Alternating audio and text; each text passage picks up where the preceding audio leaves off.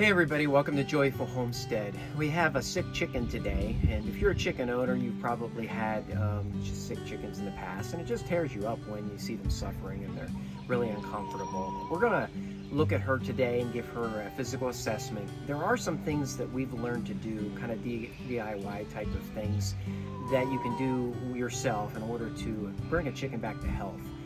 Some different, very easy techniques that we use. One is a bathing technique, and then there's some other ones that we'll show you if this one doesn't work. Hopefully it will. We're really looking forward to getting her back to health, getting her back to egg laying again. So let's go ahead and see what's going on. All right, so I've gotten May out of the run area. Notice first that she's having trouble breathing. Look at her labored breathing. I'm feeling in her crop area. I was thinking potentially it might be either a hard crop or maybe a sour crop, which would be a squishy crop. But from what I'm feeling, there doesn't feel to be any issue there. The next thing I kind of check is her bottom.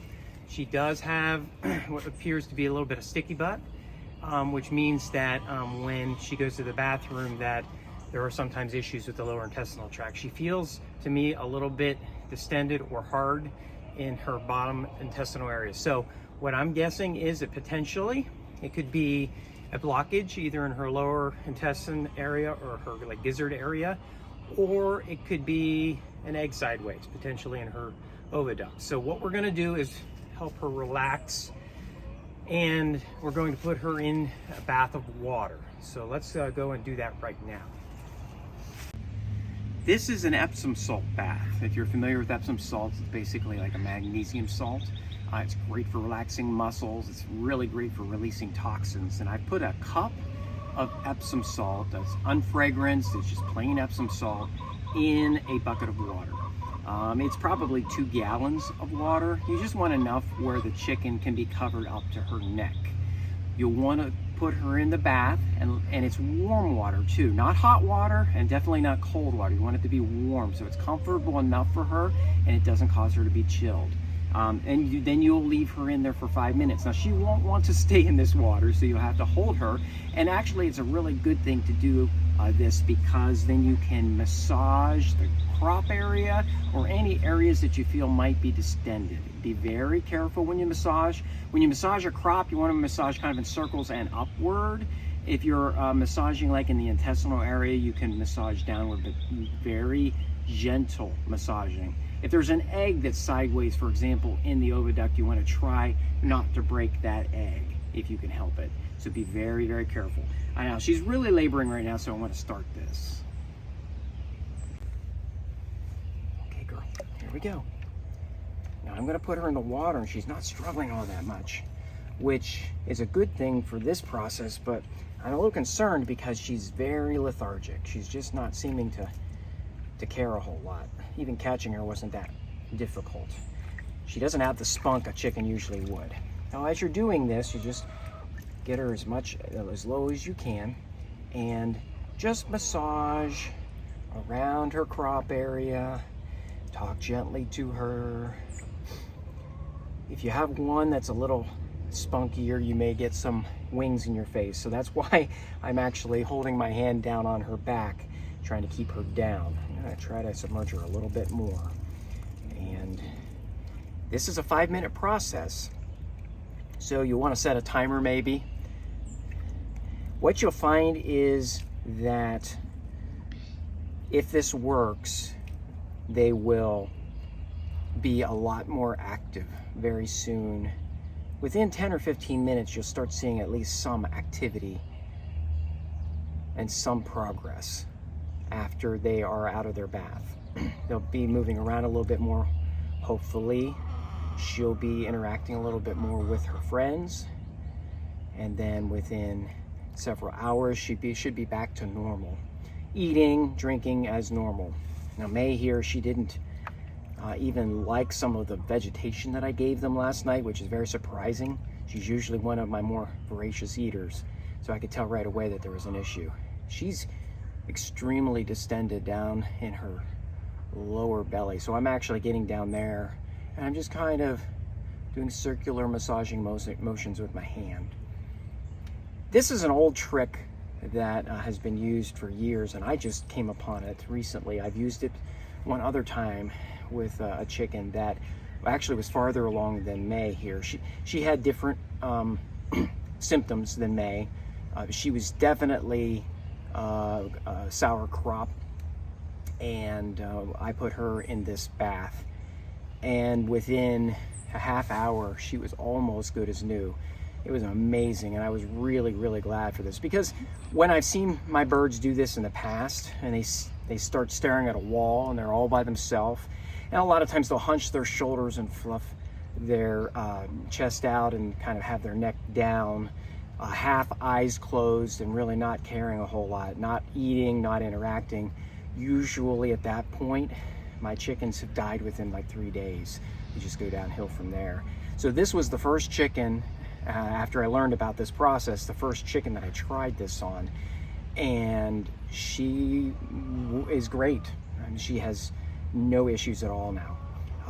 And I'm hoping the same happens for May. Again, this is probably not a foolproof thing. There are some things, chicken diseases and whatnot, that can't be fixed or would have to be fixed with a vet or medicine or otherwise. But this is the first thing that I always try and will always try going forward when I have a sick chicken. All right, the 5 minutes is up, and I've done a lot of massaging, especially of her belly area, because that feels like it's the area that is the issue for her. It's a cool day today, so I want to make sure to try to get as much of the water off as possible. And so I'm going to wrap her in a towel.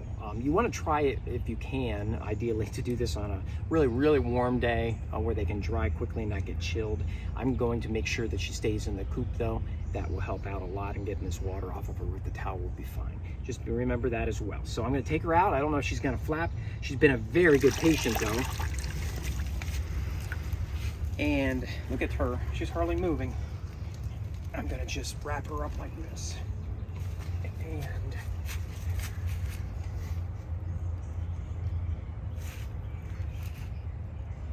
she's either very traumatized or she's very relaxed. See, her eyes are half closed.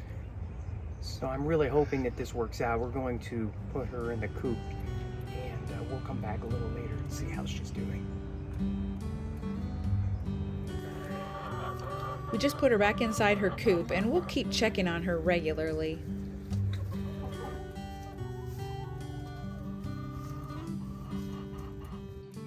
We've now bathed her twice, and there's been marginal progress. With a lot of chickens, when they have issues and they're showing lethargy or they're isolating or whatever, when we do the bath, it works almost immediately within 15 minutes to a half hour. Now, because May here has not really responded great, we did a second bath just to see, and she didn't really respond that great even after that. So we have her under the heat lamp now. This is a heat lamp we use for our baby chicks. Just to, we want her to dry off. She wasn't even interested in drying herself off or fluffing her feathers, which kind of concerned me quite a bit. She does have a little bit more turgor back in her comb, which is a good sign, but you can see that she's already laboring a little, breathing. The respiratory issue she had hasn't disappeared. We're definitely in the next stage of doing some other things. So we're gonna get her dry and put her under this lamp. The infrared properties of this lamp might be very healthy for her. They are for the baby chicks, so I can't imagine why they wouldn't be for hens as well. Once she's dry, we'll do some oral things. She has an oral medicine that is made out of rosemary and origin and a couple of other essential oils that will help maybe with that respiratory thing. We'll try the next step.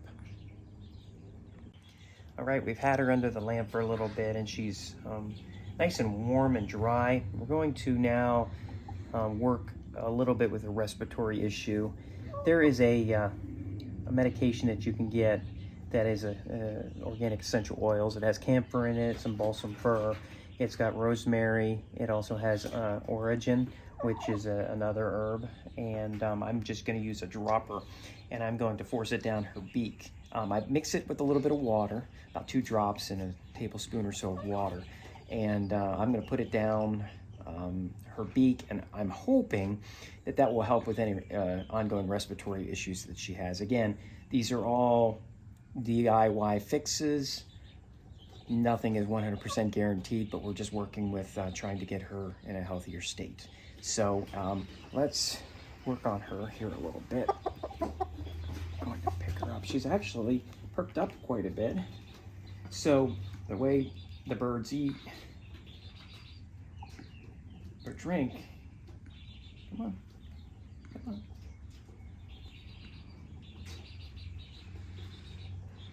Is there's a little hole at the end of their beak, a little bit there where it doesn't fit together sometimes, and so you can get some, if they're not interested in drinking, you can get some down there, and then they'll move their head back and get it down there a little bit. Let's try some more. Come on, girl. There you go. Okay. All right. Even if it's just a couple of drops at a time, just keep working with her on that to get down inside of her, and just work at the end of the beak there. She's not going to offer her mouth willingly, so you'll have to definitely force that down. Raise her head up, allow that to go down her gullet. She's perking up a little bit. She's got a little more tartar in her comb, so I'm hopeful that this might be the last thing. If we can get this breathing issue under control, we might be out of the woods on this. I'll be excited to see her get back to health. Hey, girls. Chick, chick, chick, chick, chick, chick, chick. Look at her eating.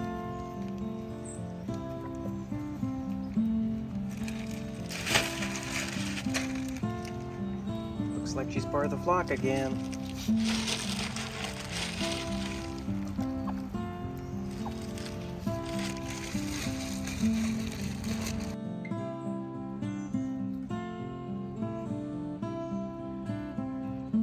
Well, I'm really relieved, and I'm very pleased that it looks like May is going to make a full recovery. I'm excited that our therapies worked, do-it-yourself therapies, the baths, a little bit of the light therapy, the essential oils down her gullet, and she's now eating. She's part of the flock. She's participating again. I'm really excited about that, and it's good for my soul when one of our chickens can get back to health. Of course, you know your flock better than anyone else, so a quick physical assessment of your hen is really important before you do anything. We like the home care therapies, for example, the salt baths and the other things that we showed in this video. But in extreme circumstances, you may need to call in a vet. We hope that your journey to take care of your flock and bring them to full health is a rewarding one. We're glad to be able to pass along this knowledge, and if you have any comments or any knowledge to pass along, please do so in the comments below. Blessings from our home to yours.